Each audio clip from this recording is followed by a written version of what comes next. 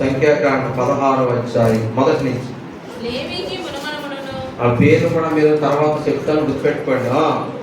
కాహాతుకు మనవడును, ఇస్సాహారు కుమారుడునకు కోరాహు. కోరాహు దగ్గర చిన్న అండర్లైన్ ఒకడు. రూబేనీయులలో ఏలియాబు కుమారులైన దాతాను, రెండు దాతాను, ఒకడు కోరాహు. అక్కడే ఉంది బైబిల్లో ఉంది, రాసుకోవడం ఏంటి ఏంట్రా. అభిరాము, ఒకడు కోరాహు, రెండు దాతాను, అభిరాములను, మూడు అభిరాము, అభిరాము, సేరేతు కుమారుడైన ఓనును, నాలుగో వాడు ఓను. యోచించుకొని ఏదో గ్రూప్ కట్టారంట. అమ్మా ఆయన అర్థమయ్యారు. యోచించుకుని ఆళ్ళ ప్లాన్లు వేసుకున్నారు, ఆళ్ళ ఆలోచన చేసేసుకున్నారు. యోచించుకుని ఇశ్రాయేలులో పేరు పొందిన సభికులను, సమాజ ప్రధానులైన 200 ఈయన జగనే కొంచెం డబ్బున్న వాడిని, బలం ఉన్నవాడిని, ముఖ్యమైన తలకాయల్ని, రాజకీయంగా ఆర్థికంగా మాట చెప్పగలను, మాట పాడి అందరూ గ్రూప్ అయ్యారంట. 250 మందితో ఈ నలుగురు మొత్తం ఎంతమందిని పాడు చేశారు? ఈ నలుగురు బుర్ర ఇంకో 250 మందిని పాడు చేశారు. మొత్తం ఎంతమంది అయ్యారు? 254 మంది. 30 లక్షల మందిలో 254 మందికి వచ్చింది జబ్బు. మోషేకు ఎదురుగా లేచి, ఎవరికి ఎదురుగా లేచి? మోషేకి ఎదురుగా లేచి, మోషే అహరోనులకు విరోధముగా పోగుబడి, మీతో మాకు పని లేదు, మోషే మీతో నాకు ఇంకా పని లేదు. తర్వాత ప్రతివాడు పరిశుద్ధుడే. 3వ వచనం, ఈ సర్వ సమాజంలో ప్రతివాడు పరిశుద్ధుడే. మా మధ్య కూడా దేవుడు ఉన్నాడు. మాకు పేద వచ్చు, మాకు మీతో మాకు ఇక పని అమ్మా. దైవప్రభు గారు అంటారా, బావా ఏదో బ్యాండ్ చేస్తున్నారు, ఫుడ్ లాగుతున్నాం, మీ ప్రసాదం జోలపాట్లాగా ఉంది.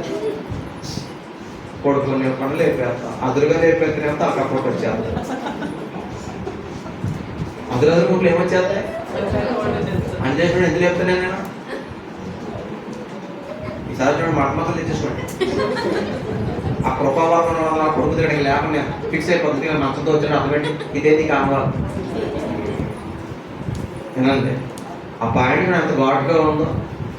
ఎదురుగా లేచి, కానీ మోసే నియమించింది ఎవరికి? మనుషులా?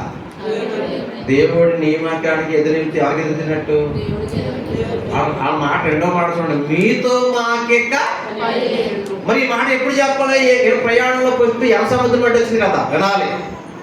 సరే అన్నవా, వీళ్ళకి ఏం అడ్డం వచ్చింది అప్పుడు చెప్పాలి. మోసే పక్కకుండా నీతో పని లేదు, ఎర్ర సముద్రాన్ని నేను సీల్ చేస్తాను. అప్పుడు ఎవరన్నా మాట్లాడా? మమ్మల్ని ఎందుకో తీసుకొచ్చా సంగతవా, ఏకా తరుపుకొచ్చేస్తాను, ముందు నువ్వు వెనక అక్కడ తిరగబడిపోరు కదా. అప్పుడు అలా ఈ మాట, మోసే పక్కకుండా నీతో మా పని, మేము ప్రార్థన కోసమే, మేము పరిశుద్ధులమే, మేము చీల్చేస్తాం ఎర్ర సముద్రం, మేము నడిపిస్తాం అన్నారు. అప్పుడు అల్లే ఇప్పుడు అంటున్నారు. ఇప్పుడు అందరూ మహాప్రభు ఆకలి అన్నప్పుడు మోసే పక్కకుండా మీతో మా పని లేదు, ఆకాశం నుంచి మన్నా మేము కురిపిస్తాం అన్నాడా? అప్పుడు అనలేదు.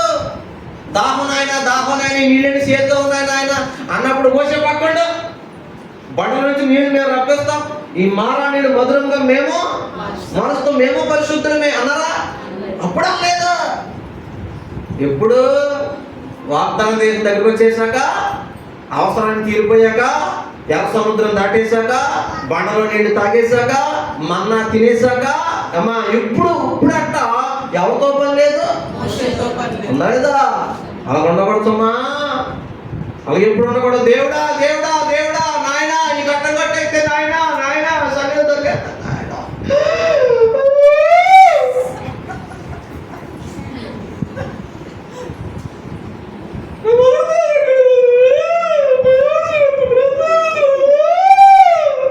నువ్వేసి నన్ను ఏడిపించి మీకోసం నేను ఏడిసి శివుడు కాసేది.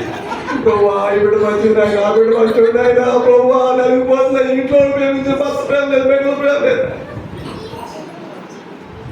ఎవరు మీ కోసమేనా? బోర్డు రాలేదు సార్.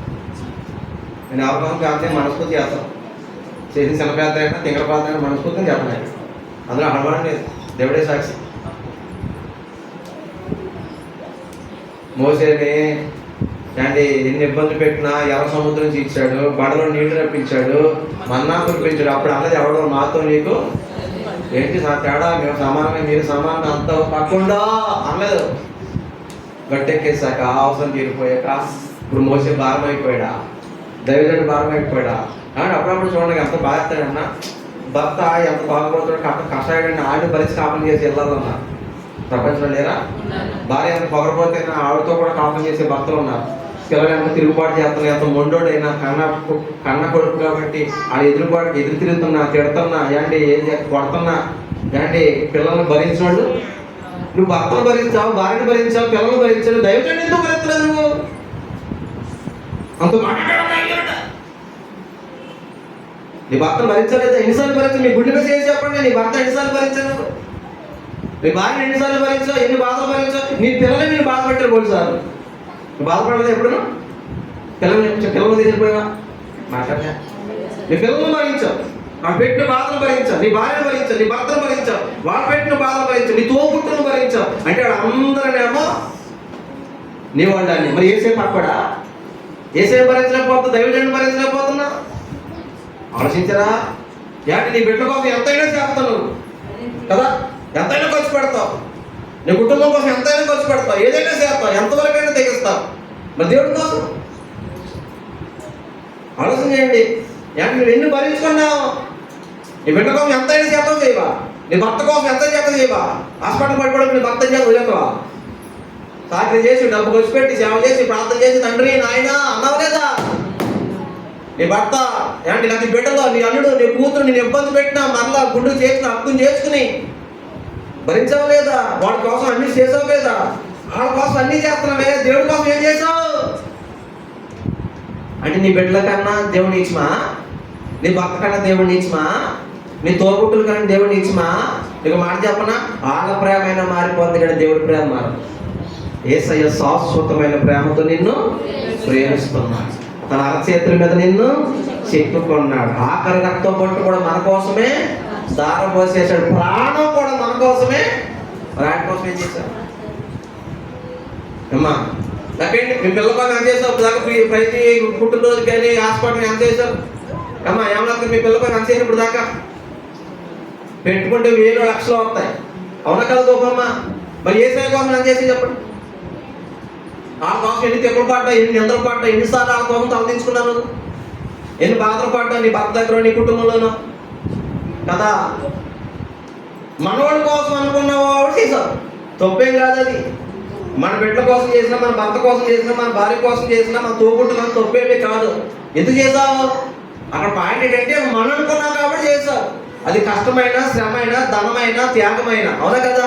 ఎందుకు చేస్తావు? నా తల్లి, నా తండ్రి, నా బిడ్డ, నా తోబుట్టు, నా మనవడు, నా మనవరాలు అనేక చేసావు. అంతనా అనే కదా నా అనుకున్నావు కాబట్టి ఎంత చేసావు, ఇంకా చేస్తావు కూడా అవసరమైతే. అవునా కదా? ఎందుకని మేమనుకున్నాం? వీళ్ళ నా అనుకున్నాం.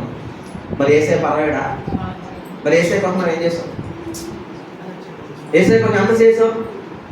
ఏసే సేవ కోసం ఏం చేసాం? ఏసే మందిరం కోసం ఏం చేసాం?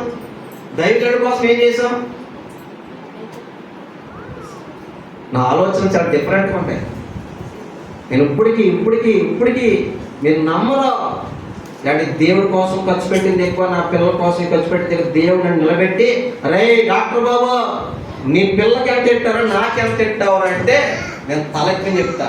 రాసుకో ప్రభా, అక్కడ మందిరికి ఎంత తిట్టారు, ఇక్కడ మందిరికి ఎంత తిట్టిన, ఇక్కడ మందిరికి ఎంత తిట్టిన, ఇక్కడ మందిరి. ఇప్పుడు నేను తీసుకునే కారు కూడా నీ సేవ చేయడానికి ఎంత ఖర్చు పెట్టాను, ఇప్పటికీ కడుతున్నాను. ఇదిగో నా అవయవం తరిగిపోయింది, ఇంత నలిగిపోయాను, ఇది నీ కోసం చేసిన, నా బిడ్డ కోసమా? ఆయన 5వ తరగతి గవర్నమెంట్ బడి చదివించాను, ఇంకొంచెం గొప్ప పడేసాను. ఈ మధ్యన కొంచెం బతుకు కోసం కాన్వెంట్ వేసాను. ఆవిడ ఎవరు చదువుతుందని వేసాను కాబట్టి మధ్య చేతులు ఎత్తేసింది. కాకపోతే ఆ మధ్యలో ఆమె విడిచిపెట్టలేం కదా అని చదువుతున్నానయ్యా. ఇది లెక్క వేసుకో, నా బిడ్డ కోసం చేసింది ఎంత, నీ కోసం చేసింది అంత. నేను మంచి మనస్సాక్షితో చెప్పగలను. నువ్వు చెప్పగలవాగా? అడగడా దేవుడు? లెక్కలు అడుగుతాడు, రేపు పొద్దున క్రీస్తు న్యాయపీడత.